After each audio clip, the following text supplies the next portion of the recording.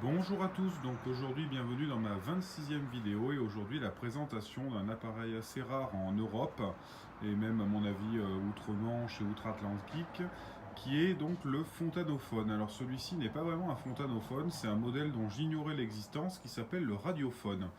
Donc on peut voir qu'il a une configuration relativement similaire au fontanophone, mais on peut voir que ici c'est un décal et non une plaque en laiton qui est inscrit. Et on peut voir donc que ce modèle, donc le radiophone, a été exécuté par les frères Fontanon, donc les mêmes qui ont créé donc les fontanophones.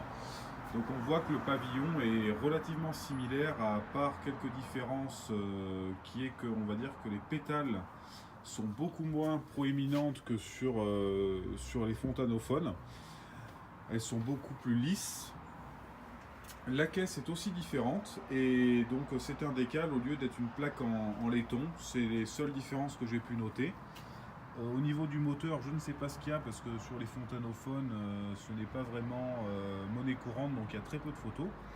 Ici, c'est donc une tête de lecture qui a été entièrement restaurée et qui est de la marque Fontanophone. Donc voilà. Le bois est propre, les nicklages sont relativement propres, à part le nickelage du plateau qui est un peu fatigué comme on peut voir sur les arêtes. Mais sinon, les nicklages sont propres. On peut voir que c'est quand même relativement propre pour un appareil de 1910. Donc le pavillon est la chose la plus importante dans ce phono, une des choses les plus importantes. Et on peut voir que celui-ci a été renforcé à des endroits avec de l'étain. Je ne sais pas si mon portable arrive à faire la mise au point, mais voilà, on peut voir qu'il y a de l'étain qui a été mis entre les pétales. À mon avis, le pavillon a dû souffrir avec le temps et il a dû être réparé il y a bien longtemps, parce qu'on voit que l'étain est quand même très très ancien. Donc à mon avis, le pavillon a été réparé, car à mon avis, il commençait à se dessouder. Les gens n'ont pas trouvé d'autre solution que celle-là. L'extérieur donc a été aussi ressoudé là-haut, comme on peut voir à des arêtes. Quelques chocs à l'arrière, mais sinon la structure du pavillon est intacte et honnêtement la peinture est encore visible et relativement propre. Ça devait être un vert blanc ou vert jaune un peu. On peut voir que la couleur est encore visible. Voilà, donc nous allons écouter maintenant un disque avec cette machine, donc un disque de Mayol, la Baltique. Alors à noter que cet appareil est de 1910 environ. Voilà, donc c'est parti. Et le moteur est quand même très très silencieux. On n'entend pas un bruit.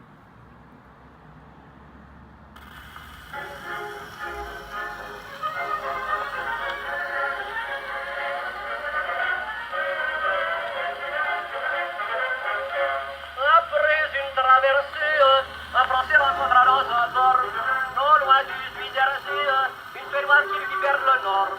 Une blonde cendrée qui lui sourit dès le premier abord. Et lui voyant ça, l'a pris par le bras, mais elle dit ça ne se fait pas. Que c'est fini, c'est, vous me chatouillez. Sur le bord de la baba de la Baltique, tic-tic, sous la barre, elle se laissait faire du platonique, tic-tic, me voilà. En prenant son air pupille, son air pudique, tic-tic, au beau gars, elle lui dit pour le restant de ses verniques, tic-tic, je ne marche pas, voilà. Rougissant d'écarlate, elle voulut bien le suivre chez lui. Il lui dit, ma petite chatte, reste dans 8 jours, ce sera gentil. Elle fit à part les pattes, je ne voudrais jamais passer la nuit. Jeune homme dit mon rat, que c'est comme ça, une demi-heure me suffira. Et pour l'apaiser, je lui mis un baiser. Sur le bord de la baba de la Baltique, tic-tic, sous la barre, elle se laissait faire du platonique, tic-tic, mais voilà. En prenant son air pupille, son air pudique, tic-tic, au beau gars, elle lui dit pour le restant de ses verniques, tic-tic, je ne marche pas, voilà. Il réussit tout de même, le cœur de la belle s'enflamma. Au bout de quelques semaines, elle lui dit tu vas être papa. Il répond c'est de la veine, je ne me croyais pas si fort que ça. La sage-femme un soir dit vous allez voir, c'est un petit gars qui a de l'espoir. Je vois déjà passer le petit bout sonner. Sur le bord de la baba de la Baltique, tic-tic,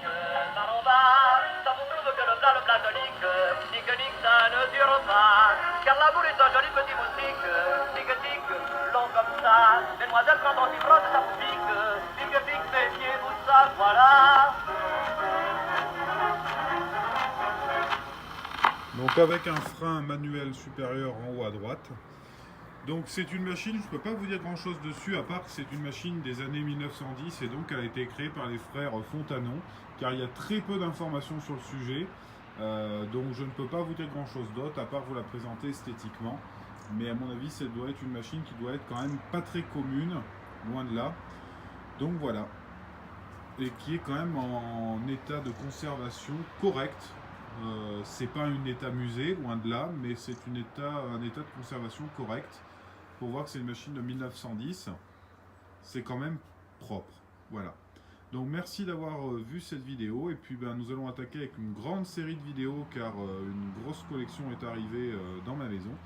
Donc je vais enchaîner pas mal de vidéos entre des monarques, des lyres, des sirènes, ce genre de choses. Voilà. Merci.